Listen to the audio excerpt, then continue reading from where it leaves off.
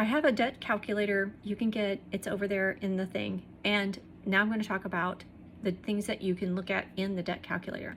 The first one is going to be the Avalanche method. And the Avalanche method is where you go with the highest interest rate first and you get all that debt paid off. The Snowball method is where you go with the smallest balance first and you get all that paid off. It just depends on how your brain works on what you want to do. If you want to save yourself more money, then the Avalanche method is probably going to be the one for you. If you need to have quick wins, then the Snowball method is probably going to be the one for you. Another thing that you can do is you can also contact your credit card companies and you would ask them if there's any promotional offers. Now, if you're one of those people who does not like talking on the phone and really cringes at the idea of asking for anything, I got a perfect solution for you. Most of the credit card companies now have a chat bot available to you. You can go into the chat bot and you can ask the bot if there are any promotional offers. You want to make sure that you frame it, are there any promotional offers? Because then that's going to pull up any promotions that they have where they have lower interest rates available to you.